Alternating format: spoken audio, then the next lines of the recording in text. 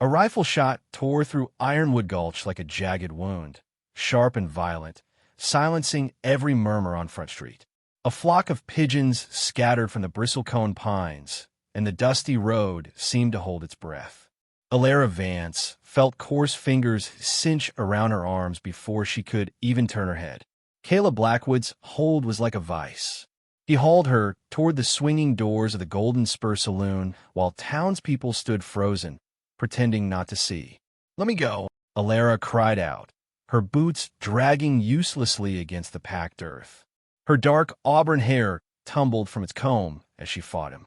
At 35, she was a respected school teacher, many miles from Philadelphia, and in that agonizing moment, she felt the crushing weight of how truly alone she was.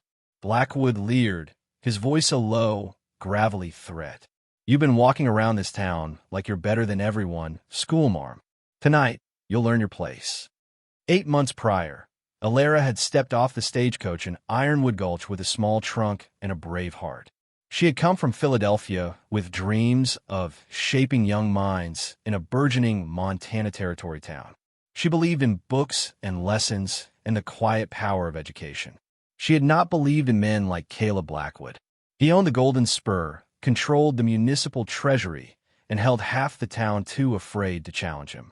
When Alara confronted him earlier that day about missing school funds, she had seen something cold and dark in his eyes.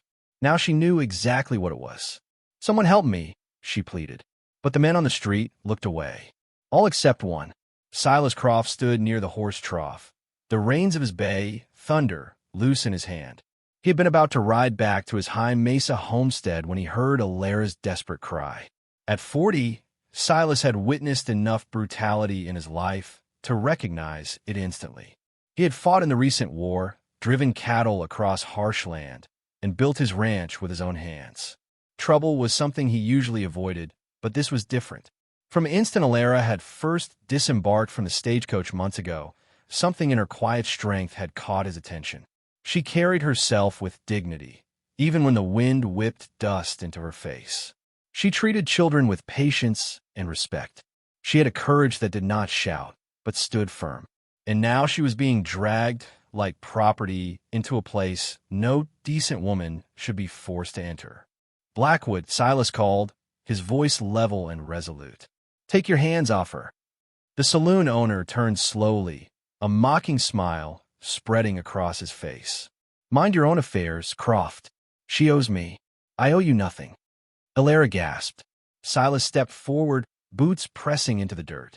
"Whatever you think she owes, settle it proper. Let her go." Blackwood snapped his fingers. Two burly henchmen moved forward, rough and eager for a fight. Silas did not reach for his gun. Not yet. The first man lunged. Silas sidestepped, driving his fist into the man's gut. The second drew a pistol, but Silas was faster. He struck the weapon away and landed a hard blow that sent the man crashing into the street. Gasps rippled through the watching crowd. Blackwood cursed. Hauling Alara through the doors of the Golden Spur, Silas followed without hesitation. The saloon piano clattered to a halt mid-chord as he burst through the doors. Smoke hung thick in the air. Oil lamps cast long shadows over card tables and whiskey bottles. Every eye turned toward him. Blackwood stood behind the mahogany bar, still gripping Alara's arm. Her face was pale, but her chin remained lifted. "This ends now," Silas said, crossing the sawdust-covered floor. "You're trespassing," Blackwood spat. "A man who forces a woman has no rights worth respecting," Silas replied. Alara's gaze met his across the smoky room, a volatile mix of gratitude and raw terror in her eyes. Blackwood reached beneath the bar. Silas lunged forward just as the shotgun roared, splintering wood behind him. Screams filled the room. Chairs overturned. Glass shattered. In the pandemonium, Blackwood dragged Alara toward the service stairs. Silas fought his way through the crowd, taking blows and giving them back. A blade flashed, tearing Silas's sleeve and drawing blood, but he barely registered the sting. At the top of the stairs, Blackwood shoved Alara against the rough-hewn wall and drew his heavy revolver. Silas slammed into him before he could aim properly. The shot exploded into the ceiling. They grappled in the narrow hallway, fists colliding with flesh and bone. Blackwood was bigger, but Silas had the strength of years spent working under open sky. "Run!" Silas roared to Alara. Instead, she snatched up an iron fireplace poker from a nearby table and swung it, connecting with a sickening thud against Blackwood's temple. The saloon owner staggered. Silas delivered one final blow that sent him crashing to the floor. Without wasting a second, Silas swept Alara into his arms. She wrapped her trembling arms around his neck as he carried her down the stairs. The crowd parted at the look in his eyes. No one dared stand in his way. Outside, the evening air felt cool and clean. Silas carried her straight to Thunder. "Are you hurt?" he asked, setting her down gently but keeping his arm around her waist. "No," she whispered. "Thank you." He helped her onto the saddle and climbed up behind her. As they rode out of Ironwood Gulch, Alara leaned back against his chest, exhausted but safe. "I've caused you trouble," she murmured. "Trouble found you," Silas replied quietly. His High Mesa homestead lay a good 6 miles from Ironwood Gulch, nestled in a secluded valley. Smoke curled from the chimney as twilight painted the sky in soft purple and gold. When they reached the cabin, Silas helped her dismount carefully, his hands lingering at her waist just long enough to ensure her balance.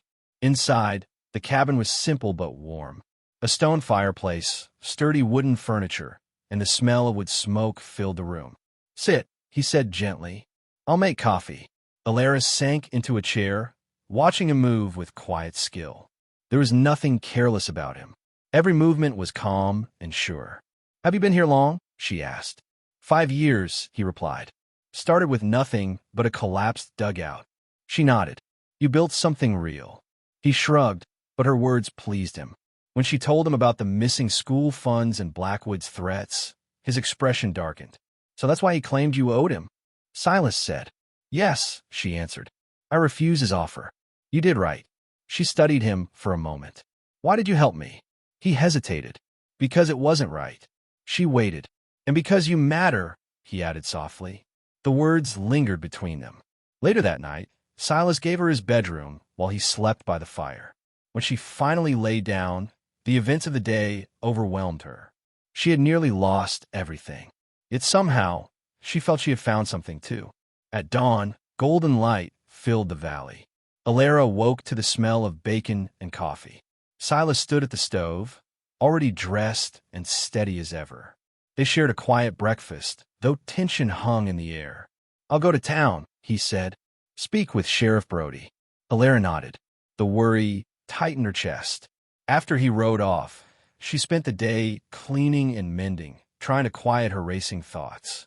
By evening, he returned with grim news. The sheriff was out of town. Blackwood was claiming she had stolen money. Half the town was too afraid to speak against him. "It's our word against his," Alara said softly. Silas's jaw tightened. "Then we find proof." Her mind flashed to the heavy, brass-bound oak ledger she had seen in Blackwood's office. "If we get that book," she said, "we can expose him." Silas looked at her with admiration. "You're braver than most men I know," he said. "And you," she replied gently, "are braver than you think." They began to plan. Neither of them realized that by standing together against one powerful man, they were about to face something far more dangerous than they had imagined. Saturday night settled over Ironwood Gulch like a heavy blanket. The lights inside the Golden Spur Saloon burned brighter than usual, and loud laughter spilled into the street. It was poker night. Inside, Kayla Blackwood would be distracted. That was their only chance. Alara sat stiffly on Clementine as she and Silas approached town from the south. The sun had dipped low, leaving streaks of red across the sky. Her heart beat hard, but her face stayed calm. She had not come west to hide. They left their horses in a small stable behind the dressmaker's shop. From there, they moved through the shadows behind the buildings. Silas stayed close, his presence steady beside her. "Molly will signal us," he whispered, "once Blackwood is settled in the back room." Alara nodded. Molly Flynn was a spirited serving girl at the Golden Spur. Her younger brother, Ben, sat in the front row of Alara's classroom every morning. Molly had agreed to help after admitting Blackwood had been stealing from her wages as well. They waited beside stacked crates, behind the saloon. Music drifted from inside, mixed with loud voices and the clink of glasses. The back door opened. Molly stepped out with a sloshing bucket of rinse water. She did not look at them directly, but she gave the smallest nod before returning inside. "That's it," Silas murmured. 3 minutes. Those 3 minutes felt endless. When the time came, Silas eased open the back door. They slipped into a narrow hallway that led past the kitchen. The noise from the main room covered their footsteps. Silas pointed to a closed door on the right, Blackwood's office. He tried the handle. Locked. Kneeling, he pulled out a small set of metal picks. Alara kept watch, every sound making her flinch. From the front room came a sudden crash. Raised voices followed. Molly's diversion had begun. The lock clicked. They slipped inside, pulling the door shut. The office reeked of stale whiskey and cheap cigar smoke. A large desk sat in the center. Shelves lined the walls. "The ledger," Alara whispered. "Brass-bound oak." They searched quickly. Alara's fingers found it in the bottom drawer. She placed it on the desk and flipped it open to the pages marked for the municipal treasury. Her breath caught. "There," she said, pointing to the numbers. The town council approved $60 for new textbooks. He'd recorded 40 and phantom repairs to the schoolhouse roof that never occurred. Silas leaned over her shoulder. "He's been taking from every fund." Alara pulled out a small notebook and began copying the numbers carefully. Her hand did not shake. "We only need enough to prove a pattern," she said. Footsteps sounded in the hallway. Silas moved with a predator's speed, pulling Alara toward a cramped storage closet in the corner. They slipped inside just as the office door opened. Through a crack, Alara saw Caleb Blackwood enter. With him was a sharp-suited man with flinty eyes. "The transfer is ready," Blackwood said, opening another drawer. "Once you sign, the claim rights are yours." "And the current owner?" the stranger Thorne asked. Blackwood chuckled. "Silas Croft won't be an impediment much longer." Rose felt Lucas stiffen beside her. "Claim rights to his mesa land." The stranger nodded. "Make sure he is dealt with. I don't want complications." They continued speaking in low voices. Alara caught enough to understand that Blackwood planned to force Silas off his homestead, if necessary, by violence.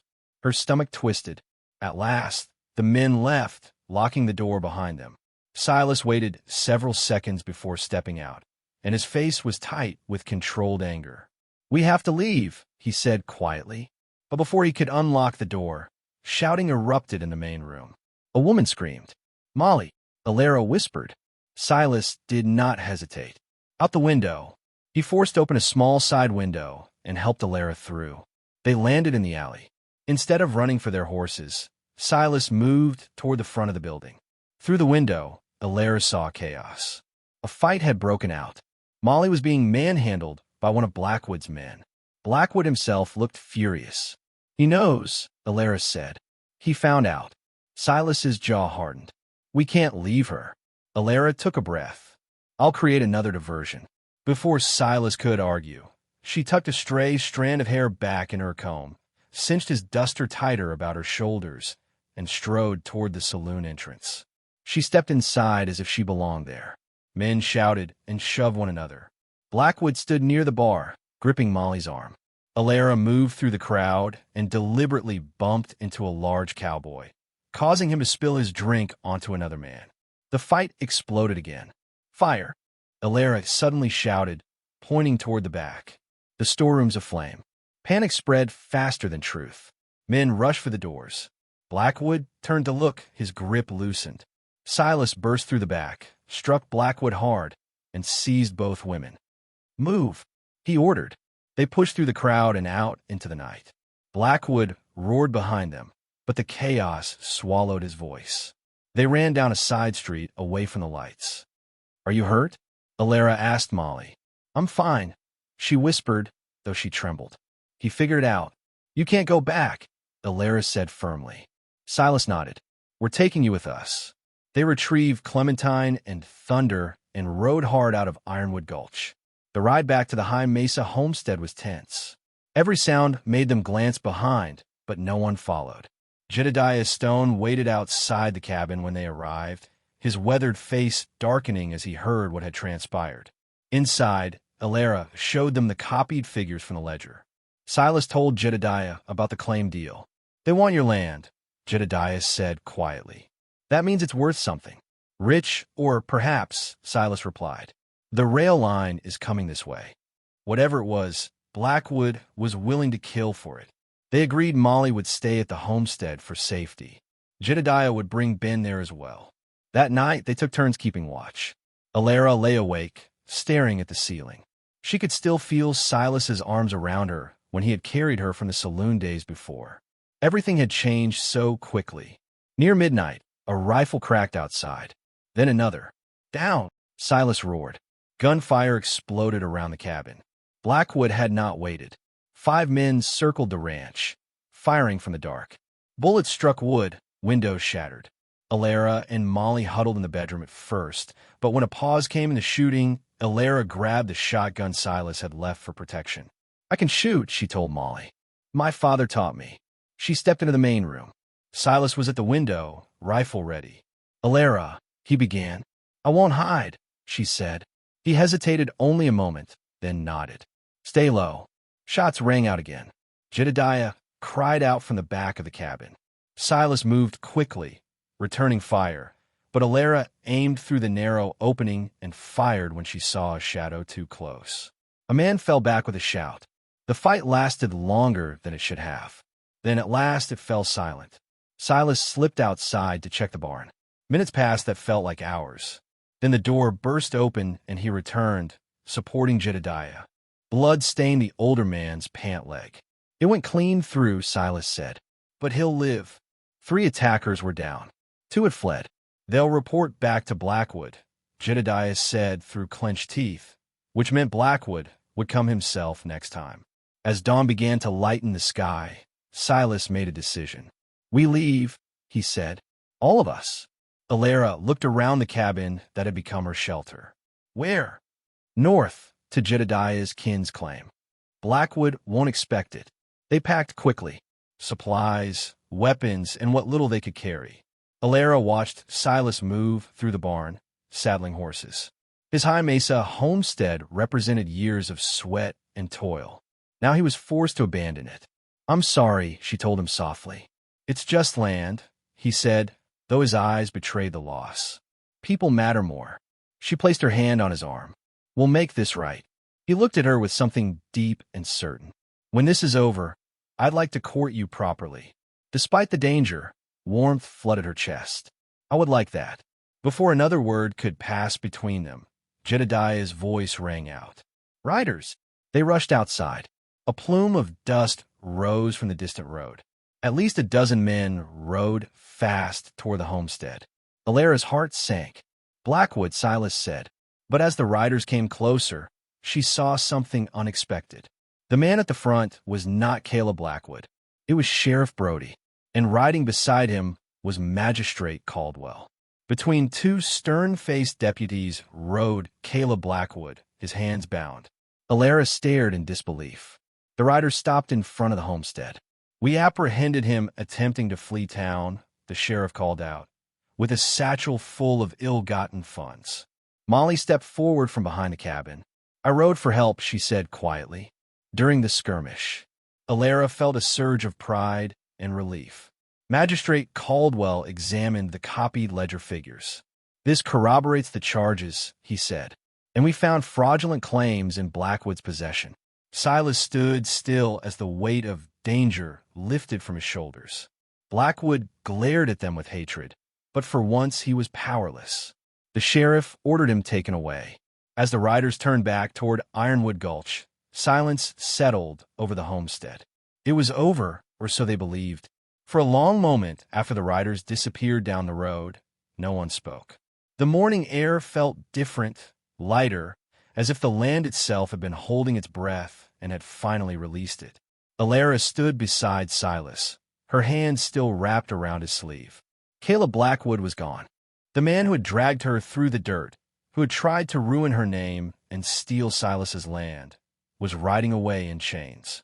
Jedediah leaned heavily against the porch railing, pale but unyielding, as Molly stood near the cabin door, tears drying on her cheeks. "It's over," Ilara whispered. Silas turned to her. "It is." The words felt almost unreal.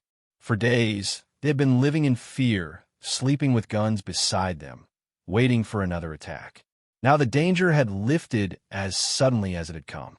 Magistrate Caldwell had promised a fair trial. The evidence from the ledger, the fraudulent mining claims, and the money found in Blackwood's possession would be enough to convict him. The town would finally see the truth. Silas looked out across his land, the rising sun spreading gold over the hills. "I won't lose this place," he said quietly. "No, Ilara replied. You won't." Jedediah was taken inside, so Ilara could clean and bandage his wound properly. The bullet had passed clean through his leg. It would take time, but he would heal.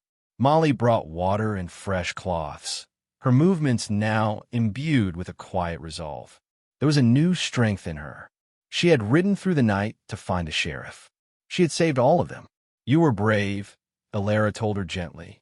Molly gave a small smile. "I was tired of being afraid."